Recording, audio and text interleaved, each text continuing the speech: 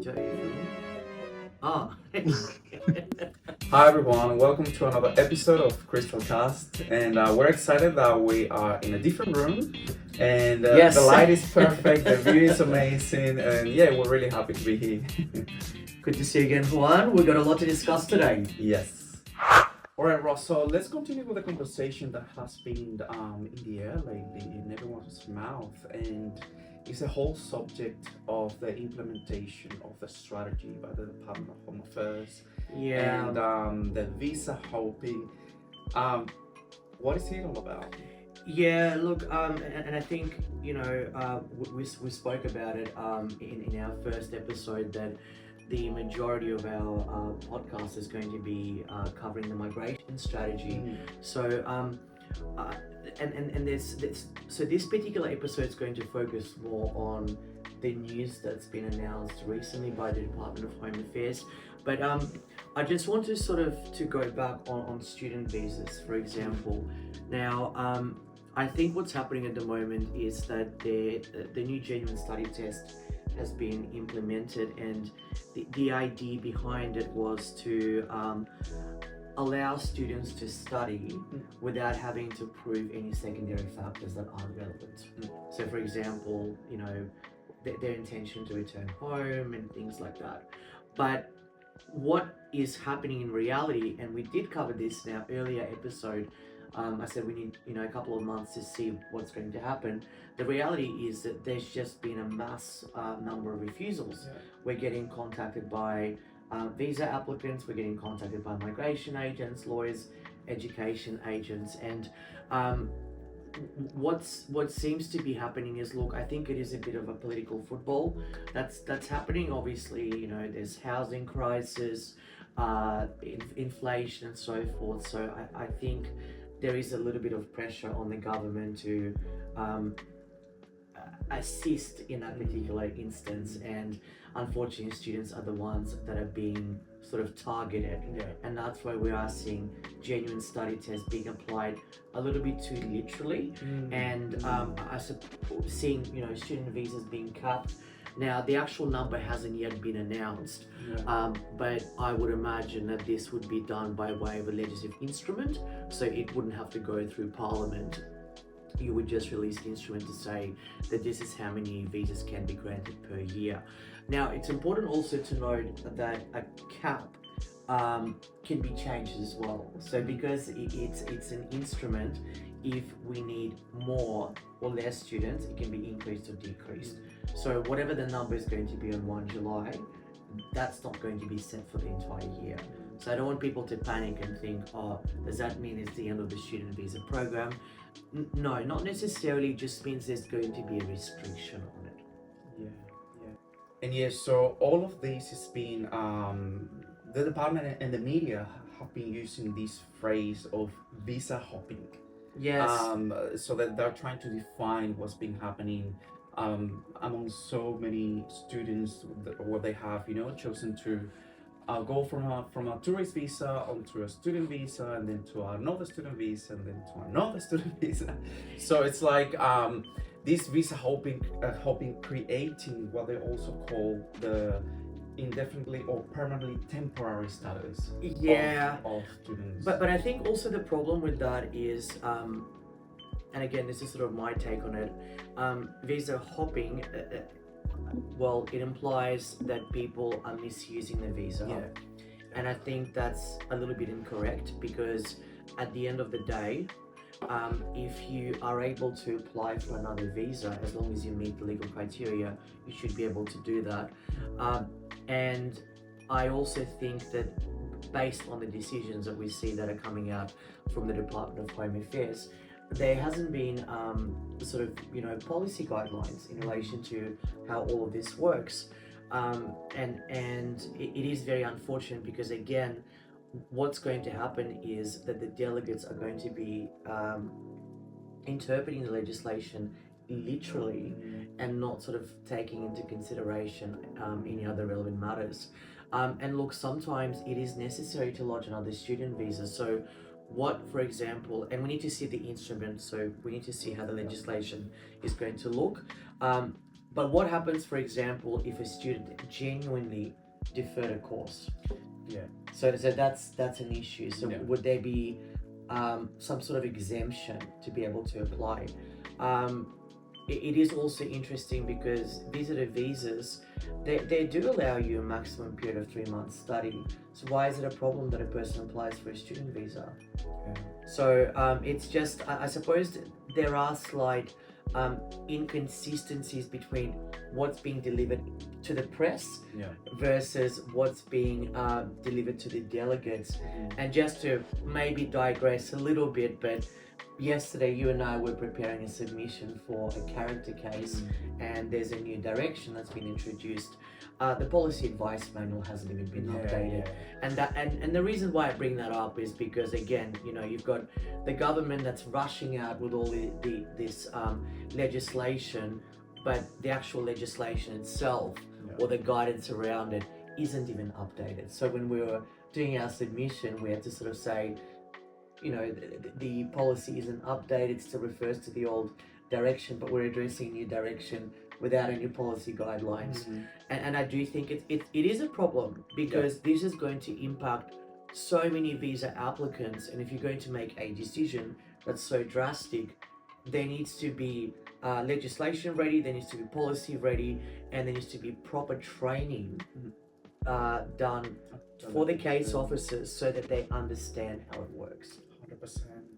And Ross, one comment that I want to say, that at the end of the day, the department is also trying to convey a message and encourage students that are currently here in Australia that they have completed a course, like a pathway, to seek, and this is what they put it, to seek a permanent visa in Australia.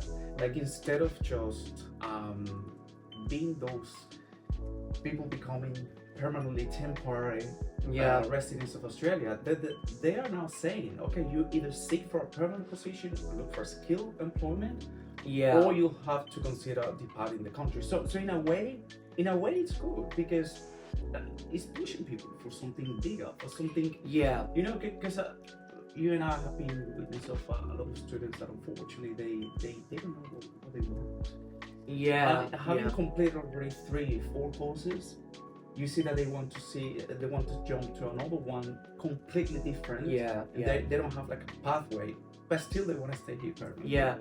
And that's, you know what, I'm glad that you brought that up, just to sort of to put a bit of balance on it. And again, I didn't want to sound sort of too negative to say the government isn't doing their job, but I do agree. I think to level it out, yes, there's now more emphasis on individuals actually maybe having to think about what they want.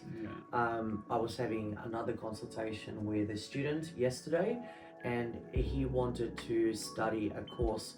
So he's got experience in trades, and he wanted to study diploma in leadership and management. And this particular individual, quote, wanted to extend his stay in Australia. So this is a classic example of what you've just talking about, to really sort of go back and you either complete the course and you either depart the country. And I think there needs to be a bit of a shift in terms of how I suppose, well, us as professionals advise clients. 100%. So don't just put someone on a student visa and say, well, look, this will give you time, you can work, etc. If your intention isn't to study, then you probably shouldn't be on the student visa. But I am just a little bit concerned about just the number of refusals that are coming through, because surely, and again, look, I don't have the statistics in front of me to understand what's being lodged, but just the increase in the inquiries that we're getting from migration agents and everyone in terms of visa refusals tells me that it's across the board.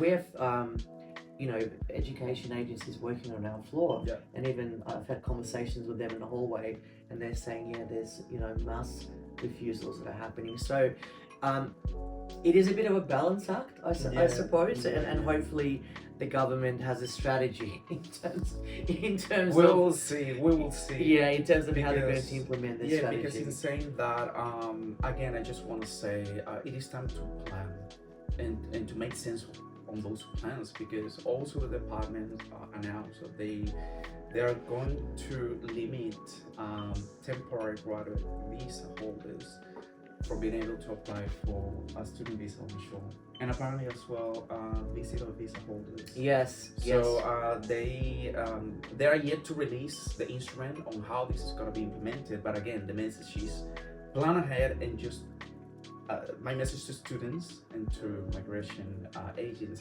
student agents, And to everyone that's watching. and to everyone. Yeah, it's like plan ahead. Yeah, yeah, Avoid being caught on these refusals. yeah. I think if you plan ahead, in light of all of this news, you can have a better. Yeah, and just on that note as well, just to kind of pick up on what you said as well, you can't lodge a student visa onshore. That doesn't mean that you can go offshore and apply for a student visa and have it granted, because the genuine study test applies for onshore and offshore applicants. So basically, if you're coming off the back of a 485 visa and your strategy is to go offshore and apply for a student visa, sure, you can lodge it. There's not going to be a prevention from you lodging an application, but in terms of it being approved, I think it will be close to zero unless you can really justify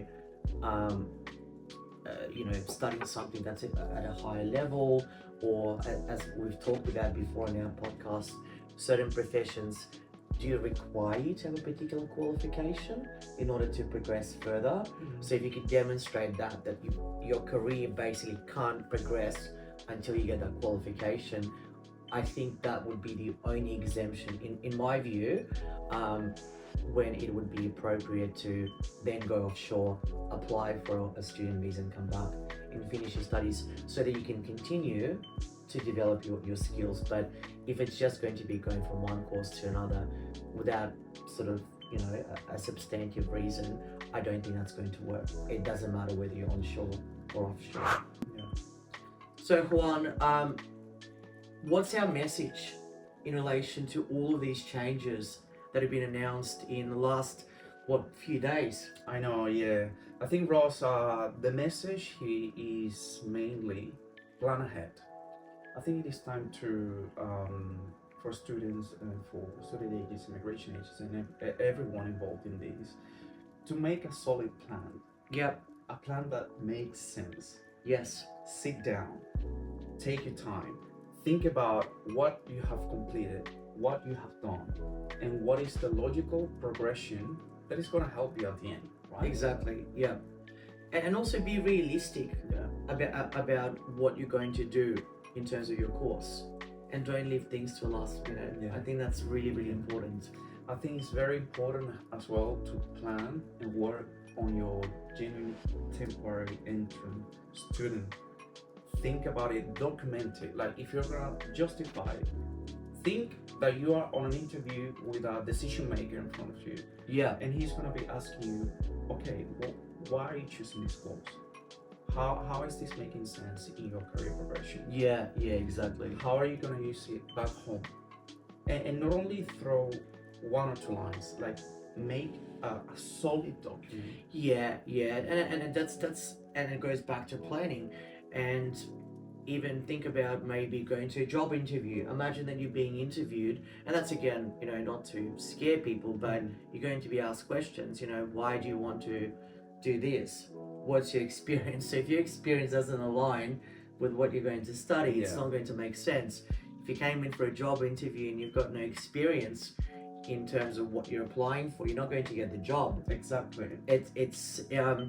So I think that's a really important point, just to really plan ahead and don't put yourself in a situation where you've got 3 days left, you're scrambling to get everything together and you've got no choice but to apply for a visa, because I see applications that are being rushed and you can tell this is a last minute job, nothing's planned, things are missing, and it's just and they pick up they pick up on that.